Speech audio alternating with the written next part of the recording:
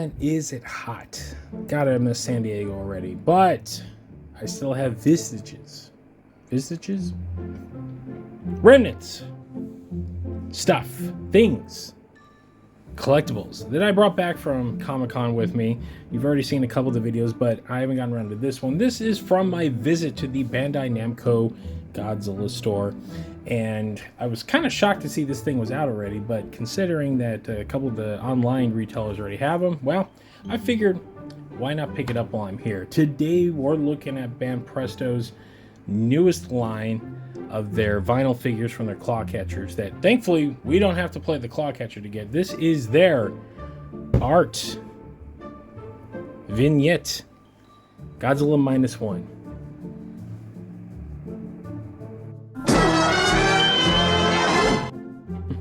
Banpresto! Yes, they are a subdivision of the good people at Bandai Namco.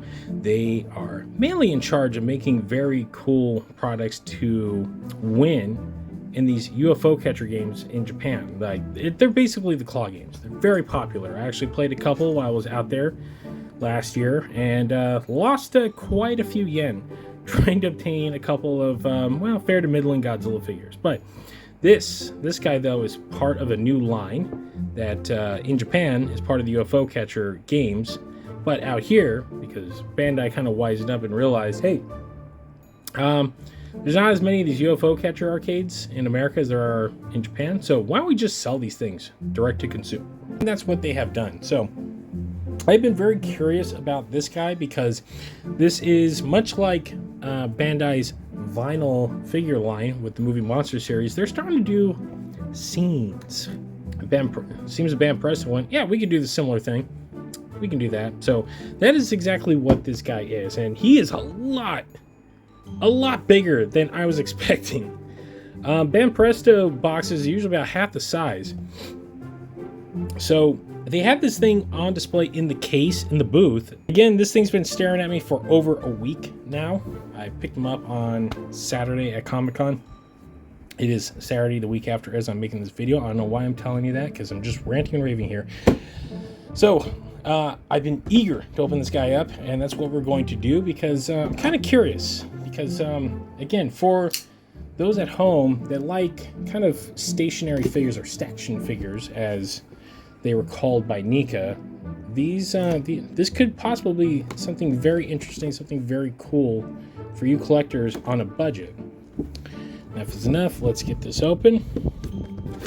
And again, look, there's my hand. That's how big this thing is. It's a huge box.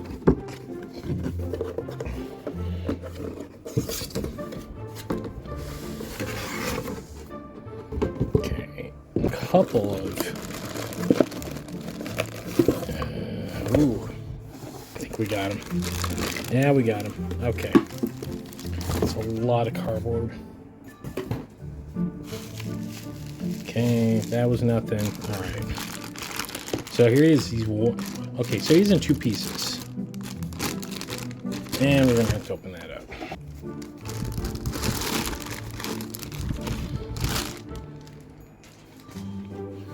Alrighty, so here's the figure in question. Here is the tailpiece that pops out at the very end. Let me lower this down, just facing out.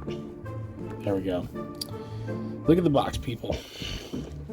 Okay, so this is a solid vinyl figure, but it's replicating clearly Godzilla coming out of the water for -1. Now, again, much like many of the Banprestos on general tend to vary. These more detailed, movie accurate figures have not been the best of the bunch. Actually, their better figures have been the Enshrined, the little chibi figures that they've been putting out. Those have been absolute superb quality, and I've been slowly picking a couple of those up because they don't take up a lot of room, and I kind of love the chibi look of them. So this, on the other hand, is a bit different. So as you can see, it's kind of 3/4 of a figure. And yes, while the lighting isn't the absolute greatest in my setup right here, I'm going to tell you right off the bat, yeah, the water, that's as dark of a blue as you get. So let's look at the paint job here. So at least the highlighted parts, the paint job actually doesn't look too bad. So this is a $30 figure. Or 3/4 of a figure, as you can tell. But it's Godzilla coming out of the water. The legs got this, I mean, look, I know what they're going for. The legs have this gloss, as you can see, so it's supposed to be mimicking being wet, or the rest of the body's dry. I appreciate the detail, the attention to detail there, but it kind of doesn't mash. Doesn't gel. You can look, as you can see, they painted the legs, attached them to the figurine, and there's a little bit of it down here, but the rest, I mean, if you were going to do it, like paint it, then maybe paint up. But again, we're dealing with a $30 figurine. The spines are soft. They're almost like a rubber for the most part, as you can see.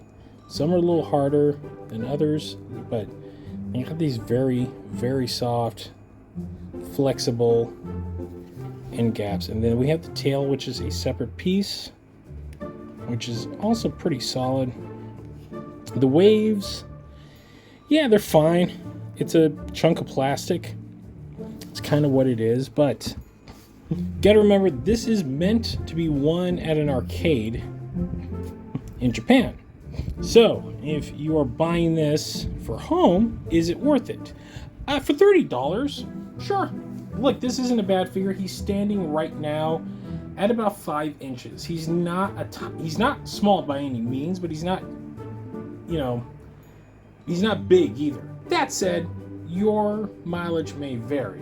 If you're just collecting -1 things and you want a little representation of everything, go ahead. I would say head over to Big Bad Toy Store or whatever online retailer has these things now and pick them up. It's still pretty cool. And not only that, but like, you're getting it directly instead of having to, you know, pump 1,000 yen into the claw games and try again. Now you can just get it this way. So it's a solid, fun piece. I'm not the biggest Banpresto guy. They made some really fun stuff back in the day. They still make some fun stuff, but they kind of regulated to the arcade games. I am collecting the Enshrined figures, and I absolutely love those. This is not so much the bread and butter, but it's still cool. I dig that they're expanding their repertoire, if you will, to include some change in the figurine that you're trying to win. So it's, you know, it's either that or the 9,000 Luffy or Vegeta or Goku, you know, staction figure that they sell at about the same price. So that's Banpresto. That's what they do. They make these things that you can, you know, again, I think of this, yeah, you know, the tail pops off, but like, it's just a solid piece. It's meant for display. It's a little more of an adult collector kind of thing. Or if you got a kid and they just want something cool to put in their room, that's what you do with this. Well, there you guys go. That is my review of Banpresto's Art Vignette Godzilla -1. Remember, if you like what you see, we do have a show. It's called The Kaiju Kingdom Podcast. You can find us at thekaijukingdompodcast.com. And if you don't like to download, well, you can stream us on all of your favorite podcast streamers, including Apple, Spotify, or wherever else you might find better podcasts. We're also on social media. We're on X. We're on Instagram. We're on Facebook.com. It's right there on the screen. I don't need to tell you. Head on over there to keep up to date with the late breaking news in the world of giant monsters, or if you just want to say hi or know when we have a new episode out, that's the place to go. And on that note, that will do it for this edition of the Koffers. Thanks for watching, guys, and we'll see you next time.